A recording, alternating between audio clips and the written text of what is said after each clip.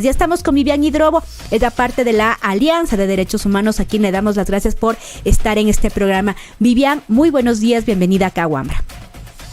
Buenos días y muchas gracias a Wambra por su interés y su compromiso con los derechos humanos y los derechos constitucionales, la construcción de un mundo más justo. Muchas gracias. Y bueno, Vivian, un poco quisiéramos conocer cuál es la opinión de la Alianza de Derechos Humanos, por qué apoyar esta acción de inconstitucionalidad, qué pasa finalmente con este decreto 754, por qué pone en peligro los derechos humanos.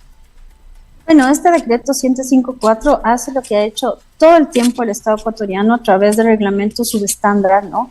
Donde ha pretendido regular la consulta ambiental, la consulta a pueblos indígenas llamada libre, previa e informada, y donde ha impuesto, digamos, condiciones imposibles para que la gente pueda, digamos, primero informarse, segundo hacer comentarios y tercero que sus opiniones sean debidamente consideradas. Además, este reglamento lo que pretende hacer es viabilizar no solamente decisiones tomadas, que ya es grave, sino proyectos en marcha, que es aún más grave.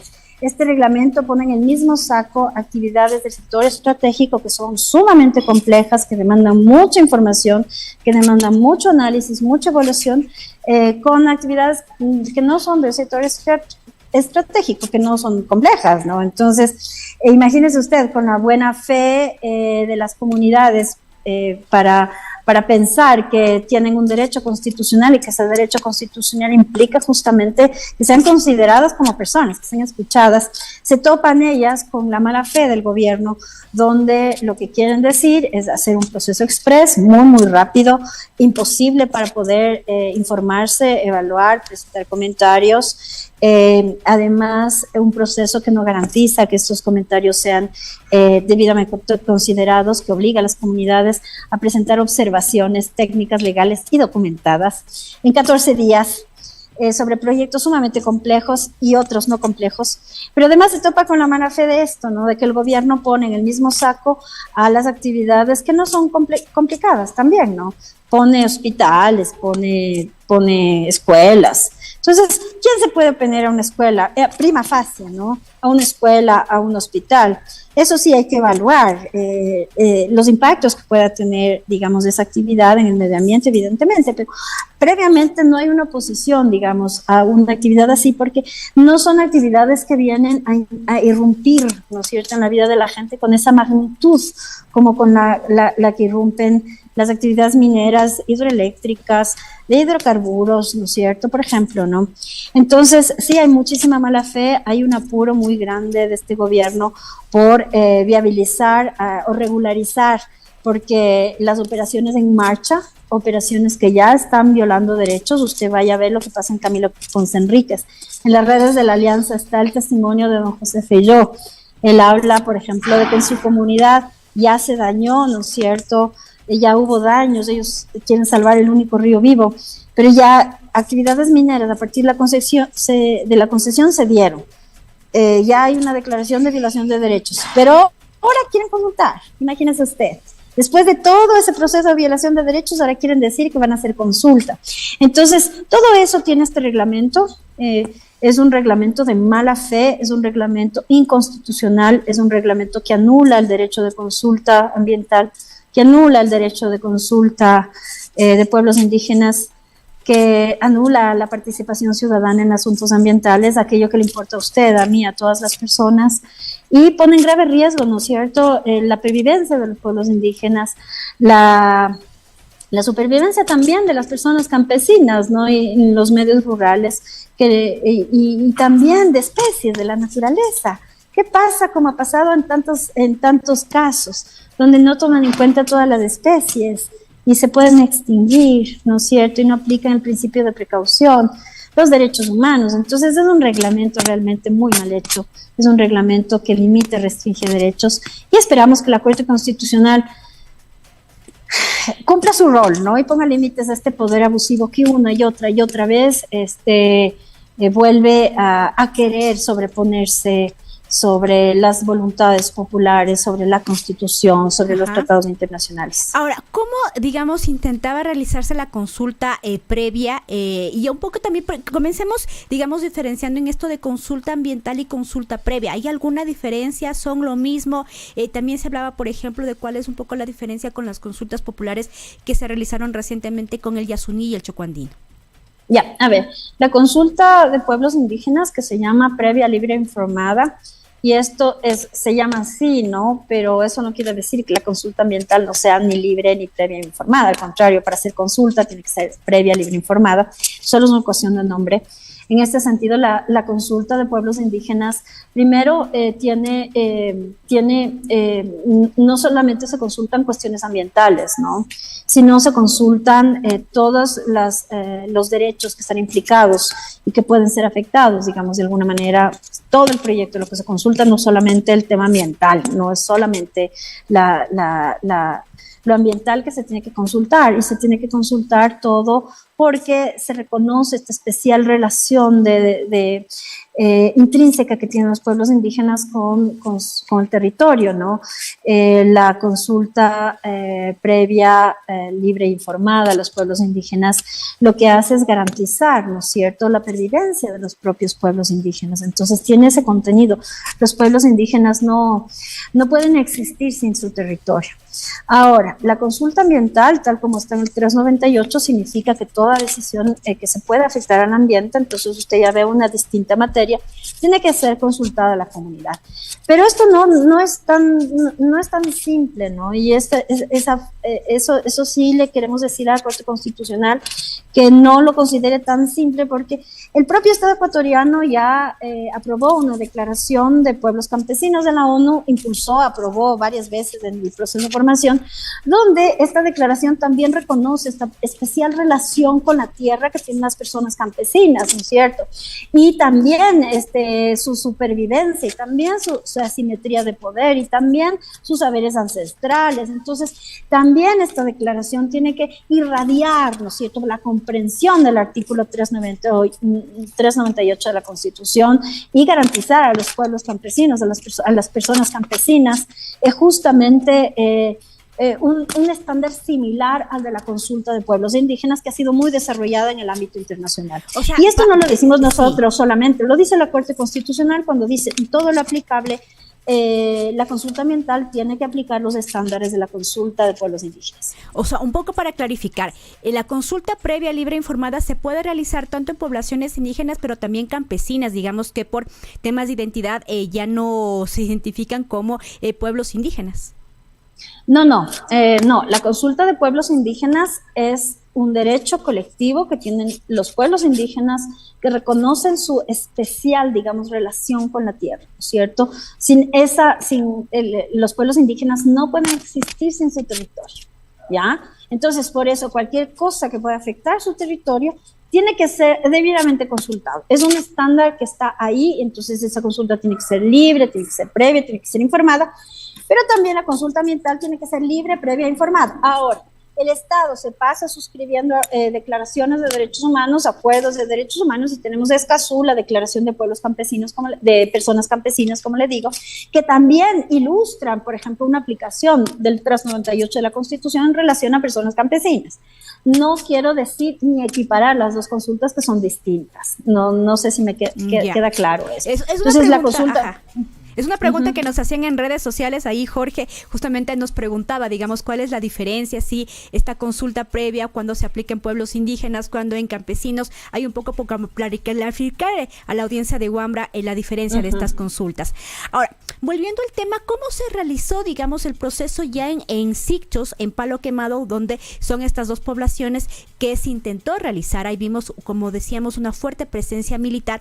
Pero ¿qué pasa? ¿Esto garantiza finalmente el derecho? No, pues evidentemente, o sea, el reglamento lo que avala justamente es este uso de la fuerza, ¿no? Lo que hizo este reglamento, que dice que solamente regula consulta ambiental, pero mete en el mismo saco a pueblos indígenas, lo que hace la consulta, este reglamento, es violar los derechos de los pueblos indígenas justamente en relación a la consulta. Pero en Sicchos, en Palo-Quemado, en las naves, donde más o menos yo tengo algo de conocimiento eh, por haber estado en el territorio. Lo que hizo fue, primero llega una persona, disque facilitador del Ministerio del Ambiente, sin avisar. Ellos se enteran de esta visita mucho tiempo, o sea, después, cuando le increpan. Viene, dizque, a verificar las comunidades que son. Entiendo que en ese momento ellos tenían registradas 7 comunidades y son 17 las que tienen que ser consultadas. Además, es sobre un proyecto que ya está en marcha. Está en marcha desde el 2006. Ya se han hecho varias actividades. Ya ellos, en el propio estudio de impacto ambiental, se señala que hay afectaciones en el río, que hay afectaciones en el agua y no se puede. O sea, es una aberración porque no es una consulta previa, ¿no es cierto? Ya es una consulta, comillas, y no consulta sobre un proceso que se estaba dando. Y para que ustedes puedan entender la magnitud del tema, ¿no? El Estado ya había firmado contratos de inversión sobre ese tipo de proyectos, entonces ya había decisiones tomadas. En la consulta, comillas, es solamente un mamotreto para que la gente sea usada y para que se regularicen los permisos.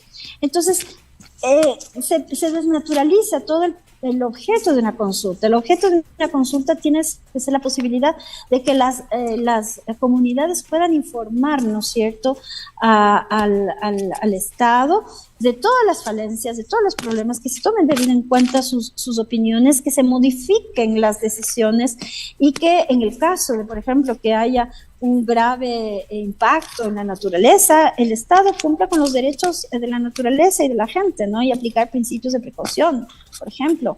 Entonces, es todo, lo que pasó ahí fue justamente, no fue previa porque ya es un proyecto en marcha bastante avanzado que ya ha causado daños. No es libre porque vinieron todos los militares. No es informada porque en poquísimo tiempo la gente tiene que leer una información técnica. Además, tener acceso a toda esa información técnica vía internet es muy difícil porque a la gente lo que se les puede, de acuerdo con el reglamento, lo que se les proporciona es la información que se prepara el propio interesado en la obra, el operador, ¿no es cierto? ¿Quién va a hacer la obra? Entonces, son unos videitos que ellos hacen, que dicen que está todo bien, que van a hacer esto maravilloso.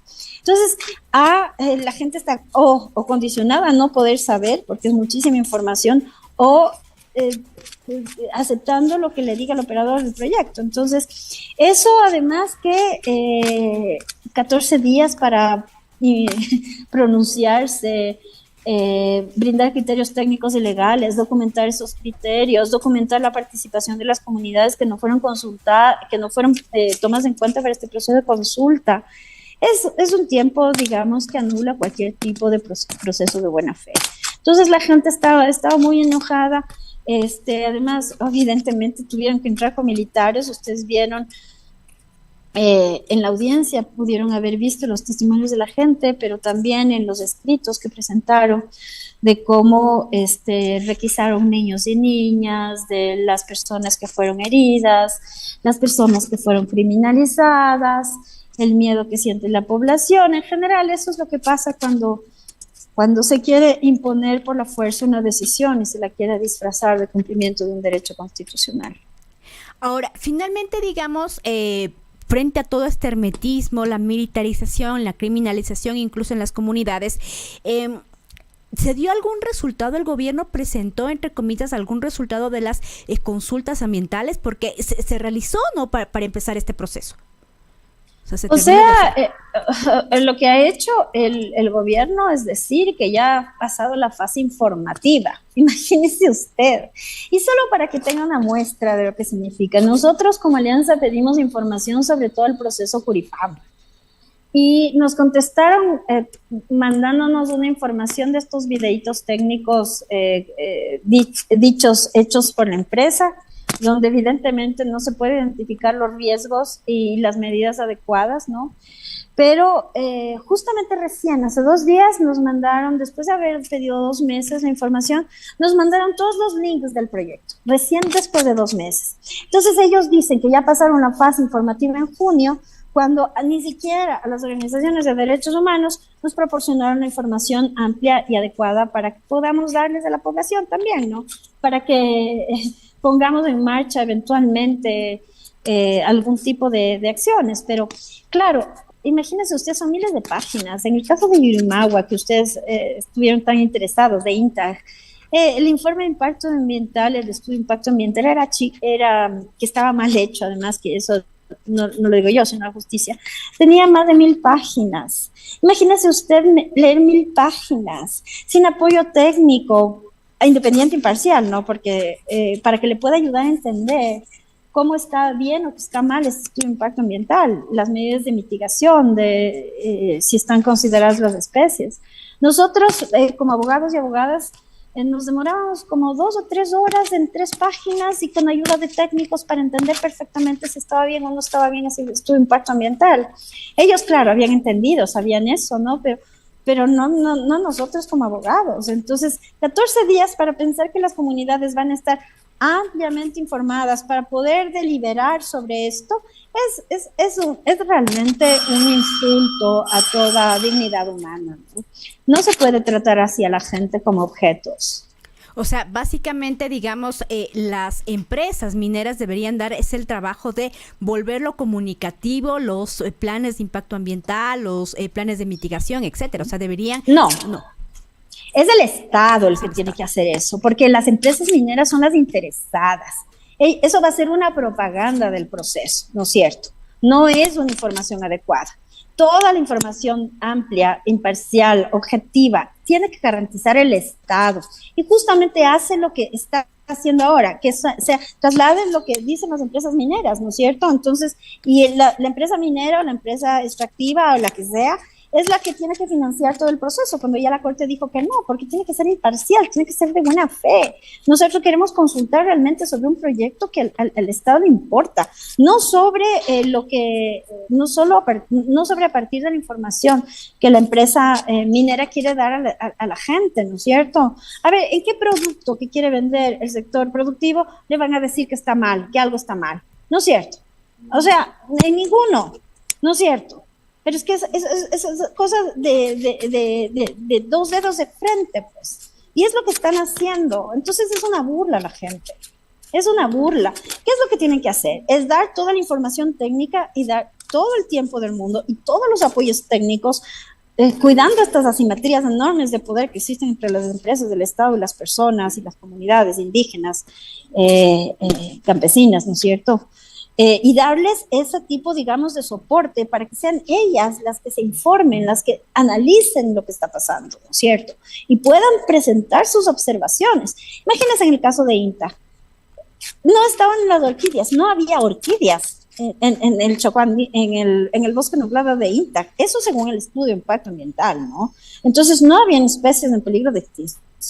Estaban mal clasificados los bosques, o sea, todos esos daños, digamos, esa situación, ¿cómo puede ser evaluada sin ayuda técnica? Y eso no se suple con la propaganda que hagan las empresas con sus videitos, ¿no? Uh-huh. Y ahora, digamos, ¿cuál es un poco el interés del gobierno de Guillermo Lasso para, digamos, acelerar los proyectos tanto en las naves como en Sicchos? Porque hemos visto que ha puesto como bastante interés en estos 2 proyectos principalmente. A ver, en estos casos lo que hemos visto es que se han anunciado grandes proyectos, acuerdos de inversión, ¿no es cierto? Y eso significa igual que ya no hay una consulta, sino una decisión previamente tomada, intereses previamente, digamos, claros, económicos en esos casos. Entonces, ¿por qué quiere acelerar? Porque así lo que hace es tener todos, digamos, los papeles en regla. Ya hicimos el proceso de consulta. Pero claro, o sea, sí hay una cosa, la Corte Constitucional sí le exigimos, ¿no?, que cuide la dignidad humana, o sea, que no permita que las personas, las comunidades, la naturaleza sea tratada como objeto, como vuelve a tratarlo el Ejecutivo. Pero si no, también advertimos, ¿no?, tanto a la Corte Constitucional como a la población y al sector productivo, que los derechos humanos no prescriben, ¿no es cierto? Y como pasó en Yurimaguas, siempre va a haber posibilidad de que eso se pare por acciones de protección, porque siempre va a haber la posibilidad de reclamar por la violación de derechos humanos de acuerdo con nuestra Constitución. Entonces, nuevamente vuelven a hacer un decreto inconstitucional en connivencia con los sectores productivos y nuevamente quieren aplicar aplicarlo como ya pasó en el decreto 1080, como ya pasó en el decreto 1247, si no me equivoco, y como ya ha pasado todo el tiempo. Entonces vuelven a aplicar esta normativa infraconstitucional violatoria de derechos, les vuelve a ir pésimo en los juicios, porque al final lo que se ve es que no hay consulta. Y el derecho a la consulta tiene que ser reconocido, tiene que ser garantizado. Entonces, todos esos proyectos que se hagan en violación de derechos humanos están en riesgo, y eso sí advertimos al sector productivo, que no se aproveche, ¿no es cierto? Que aquí venga a cumplir, ¿no es cierto?, con las normas de la Constitución, que están claras para todos y todas, porque después están llorando, como en Yurimagua, porque... Sí, ahí tenemos un pequeño problema técnico con la señal de Vivian. No sé si se puede restablecer. Ahí está, nuevamente Vivian. Sí, entonces, lo que digo es que esta aplicación de decretos inconstitucionales no es la primera vez que pasa. Ya ha pasado todo el tiempo. No, tenemos este problema, lamentablemente, ya al cierre de esta entrevista. Vamos a ver si logramos restablecer. Ahí vamos nuevamente entonces con Vivian. Sí, lo que digo es que la justicia ya ha declarado varias veces, ¿no es cierto?, la inconstitucionalidad, la violación de derechos en estos procesos, digamos, mal hechos, violatorios de derechos. Entonces, cuando pasa eso, no se garantiza ni la seguridad jurídica de la naturaleza, de las comunidades y tampoco de las inversiones, ¿no es cierto? Porque no hay un compromiso en hacer las cosas bien, en garantizar derechos de todos, porque ese no es el compromiso, ¿no es cierto? Porque si ponemos unos derechos no nos comprometemos en efectivamente hacerlos efectivos, o es porque cuando se hacen efectivos ya no se tienen tantos beneficios, tal vez sea eso. Y finalmente, Vivian, digamos, uno podría decir, bueno, al menos Guillermo Lasso pudo hacer un decreto ley, pero ¿era eso realmente lo que tenía que hacer el gobierno con la consulta previa? A ver, le cuento. No, a ver, el tema es que justamente este reglamento lo que pretende, entre paréntesis, es regular, es el derecho a la consulta ambiental, pero mete a la consulta previa. Entonces, es todo un mix que no se entiende bien. ¿Qué es lo que no podía hacer? No podía restringir derechos y nunca podía anular derechos, como en efecto lo hace, ¿ya? Hay un deber de educación de normativa que está en el artículo 84 de la Constitución, que dice que toda autoridad con potestad normativa tiene que promover y garantizar los derechos humanos y adecuar las normas. La Corte Constitucional 2021 le mandó justamente al Ejecutivo a adecuar las normas reglamentarias a los estándares de las sentencias de la Corte Constitucional Internacional de Derechos Humanos y tal. ¿Qué hace el gobierno? El gobierno, en lugar de adecuar esa norma, esos estándares, lo que hace es restringirlos al nivel de anularlos, ¿ya? Entonces, eso jamás se puede hacer, ni por ley orgánica, ni por reglamento. Entonces, para limitar los derechos o para establecer, digamos, limitaciones de los derechos, la única vía es la ley orgánica, y eso evidentemente el Ejecutivo no ha respetado. Y para restringir derechos al nivel de anularlos, la única vía que sería muy controvertida sería tal vez una asamblea constituyente, pero ni siquiera una asamblea constituyente puede llegar a anular un derecho, como lo hace este reglamento, ¿no? Que deja sin absoluto sentido un proceso de consulta ambiental y que mete en la canasta la consulta de pueblos indígenas, ¿no? Bueno, Vivian, muchísimas gracias por esas precisiones y veremos cuál va a ser finalmente la respuesta de la Corte Constitucional. Sabemos que esta semana aparentemente tiene que ya dar un dictamen. Bueno, estaremos expectantes. No tiene que dar un dictamen. Eso sí lo aclaro. Ahí ya. Acuérdense ustedes, la Corte Constitucional hizo audiencia por la Ley Orgánica de Apoyo Humanitario en el octubre del 2020. Ajá. Todavía no tenemos sentencia. ¿Ok? Que la Corte no se apure, que haga las cosas bien, que la haga la Corte garantizando los derechos de las personas. Así como se ha demorado en los casos que tocan la dignidad humana, Frucagua, el derrame, Hidrotambo, la Ley Orgánica de Apoyo Humanitario, como se sigue demorando en esos casos, que se tome el tiempo necesario para garantizar los derechos de las comunidades indígenas, de los pueblos y nacionalidades, de las comunidades campesinas, de las personas campesinas y de toda la ciudadanía y de la naturaleza. en este caso que es tan importante. No, que no se apure resolviendo, que tome en cuenta todas las voces. Que no se deje presionar además por los comunicados acá del comité empresarial.